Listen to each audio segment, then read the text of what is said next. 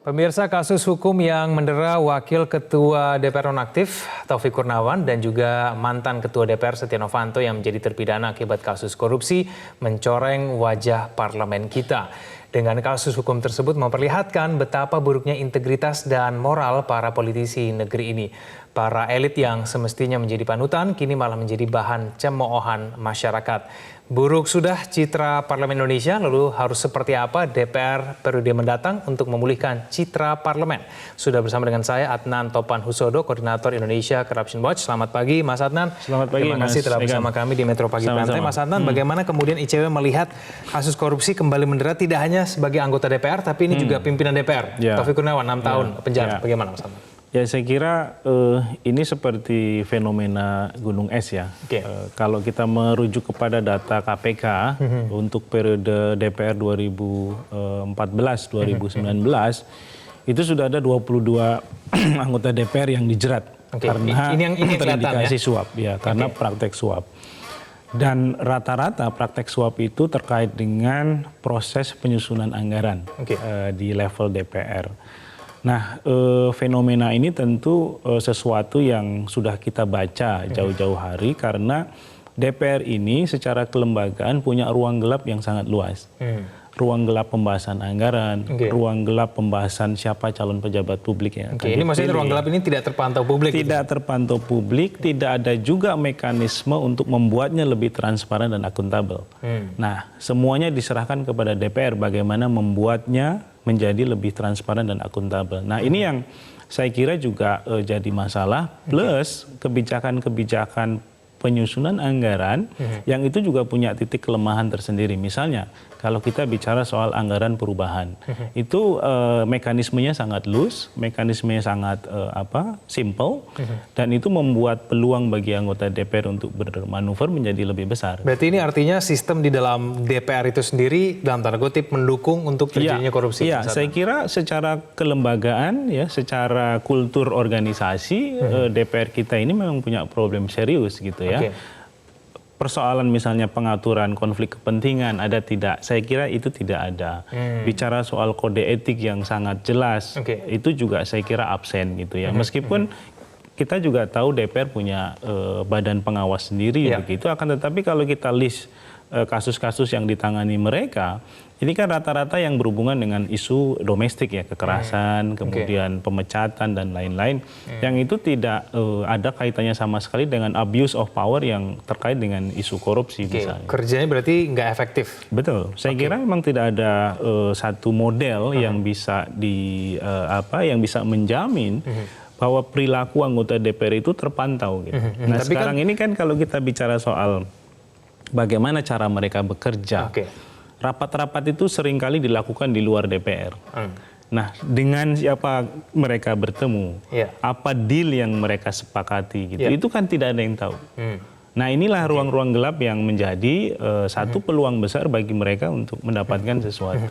Tapi kan sekarang publik akhirnya setiap tahun bahkan setiap kali kemudian anggota DPR terjerat kasus korupsi, semua akan kemudian melihat wah kinerja anggota DPR datang rapat paripurna aja jarang. Terakhir juga sudah kehadirannya juga sedikit sekali. Lalu kemudian tapi mereka melakukan aktivitas korupsi begitu dalam tanda kutip dugaan. Ini bagaimana Mas? Ketika kita membandingkan kinerjanya ternyata tidak maksimal, tapi kemudian juga malah terkena kasus korupsi. Ya, saya kira ini memang ada problem di hilir, ada problem di hulu ya. Nah, kalau kita bicara soal produk akhir adalah anggota DPR, berarti ini kan ada proses politik yang juga harus dievaluasi. Yang namanya pemilu, yang namanya kemudian proses kandidasi di level partai politik gitu ya.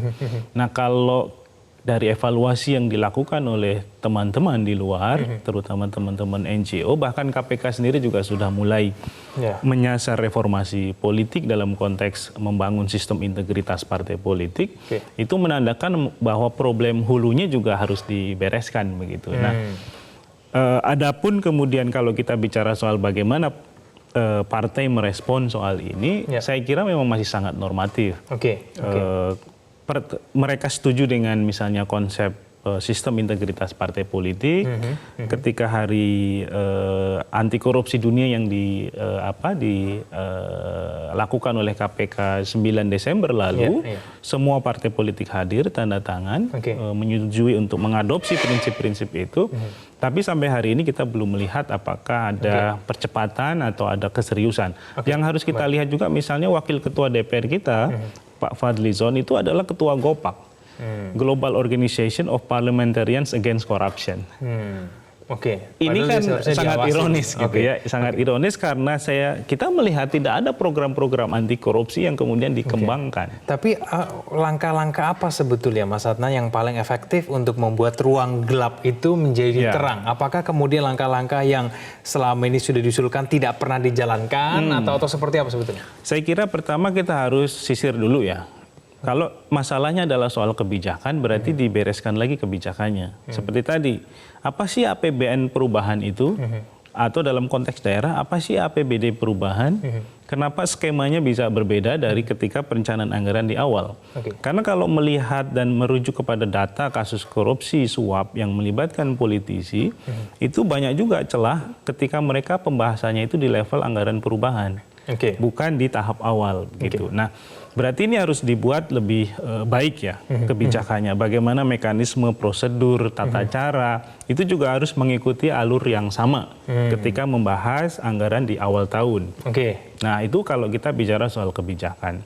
Nah, yang lain kalau kita bicara soal bagaimana institusi parlemen memperbaiki dirinya, kita bisa mulai mengintrodusir satu pengaturan yang lebih baik menyangkut soal kode etik atau code of conduct bagi anggota DPR, begitu ya. Dan kemudian coba memperbaiki fungsi pengawasan internal parlemen dengan membuat skema yang lebih baik. Misalnya, kalau hari ini Badan Kehormatan DPR itu kan komposisinya adalah perwakilan partai. Dulu kita mengusulkan lebih baik ada perwakilan masyarakat, karena DPR ini adalah wakil rakyat. Tapi kan ini ditolak begitu. Sehingga fungsi-fungsi pengawasan itu tidak berjalan karena partai atau anggota partai yang ada di dalam badan itu lebih memilih untuk mengamankan anggotanya sendiri daripada kemudian menegakkan aturan main yang ada di DPR. Berarti yang bisa memperbaiki DPR adalah DPR sendiri begitu ya. Tapi saya kira bisa dengan mendorong dan pressure yang lebih besar dari masyarakat ya kepada partai maupun kepada parlemen begitu. Karena bagaimanapun saya kira kerja-kerja penegakan hukum yang dilakukan oleh KPK juga kan tidak bisa dihentikan. Tapi ini akan menjadi masalah serius apabila kemudian ada satu kesan bahwa KPK ini nyerang anggota DPR terus. Konsekuensinya nanti dalam pembahasan undang-undang dihambat, atau dalam pembahasan anggaran dihambat, atau bahkan menggunakan instrumen parlemen, menggunakan instrumen legislasi untuk merubah kewenangan-kewenangan yang ada di KPK. Tapi ini yang kita khawatirkan. Mas Adnan kan meskipun mungkin anggota DPR banyak yang tersangkut kasus korupsi, tapi saya juga yakin masih banyak juga anggota DPR yang sebetulnya juga berperan cukup baik, begitu paling tidak kinerjanya juga cukup baik. Ya, saya kira ada juga isu yang berhubungan dengan model ya fraksi yang sekarang dikembangkan ya. Fraksi itu kan sebenarnya bukan alat kelengkapan. Nah, kenapa ini menjadi sesuatu yang muncul dan kemudian justru menjadi alat untuk mendorong kepentingan partai yang lebih besar di dalam tubuh parlemen daripada kepentingan konstituen mereka. Gitu. Nah, ini yang juga harus dipikirkan. Saya kira model fraksi yang ada di DPR itu perlu diganti dengan model lain, sehingga anggota DPR itu membaur gitu ya, tidak lagi terikat dengan soal kepentingan partainya lagi, tapi lebih ke kepentingan konstituen yang harus mereka perjuangkan. Mas Adnan, tapi bukankah kalau misalnya sesempurna apapun sistem pasti akan ada celah? Kalau misalnya memang ada anggota DPR yang memang berniat untuk melakukan korupsi, bukankah kemudian sistem itu bisa saja jebol lagi dalam tanda kutip? Saya kira ada dua. Satu, kalau kita bicara soal individu, itu wilayahnya adalah integritas individu. Kalau kita bicara institusi, itu wilayahnya adalah integritas institusi. Individu yang baik masuk ke lembaga yang kotor, dia mungkin akan menjadi kotor. Akan menjadi kotor. Begitu juga sebaliknya, orang yang sebenarnya punya niat tidak baik masuk ke lembaga yang sistemnya sangat kuat, mungkin dia nggak punya kesempatan untuk melakukan itu, gitu. Sehingga niatnya tidak terwujud.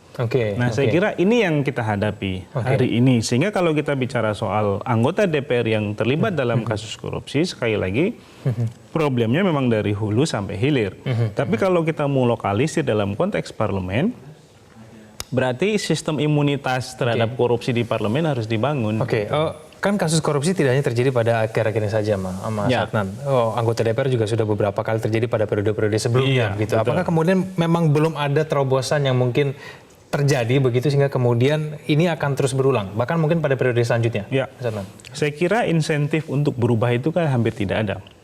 Ya, insentif bagi DPR untuk berubah itu tidak ada. Bahkan insentif untuk melakukan penyimpangan itu jauh lebih besar. Ya. Nah, ini yang saya kira menjadi soal. Apa sih insentif untuk berubah? Tentu adalah pressure dari pemilih.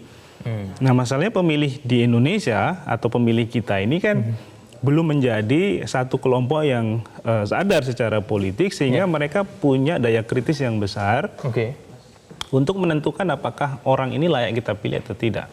Nah, yang kedua yang juga perlu dikembangkan adalah mekanisme recall yang itu harus berangkat dari kekecewaan konstituen terhadap kinerja anggotanya. Kalau yang kita lihat sekarang atau hari ini, mekanisme recall itu kan ada di internal partai.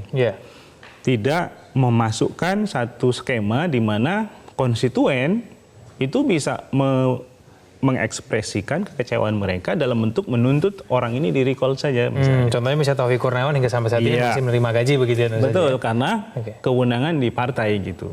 Nah, kalau kewenangan itu sebagian dilimpahkan ke pemilih, maka akan ada hubungan yang cukup kuat antara politisi, wakil rakyat dengan konstituennya. Kalau ini kan terputus.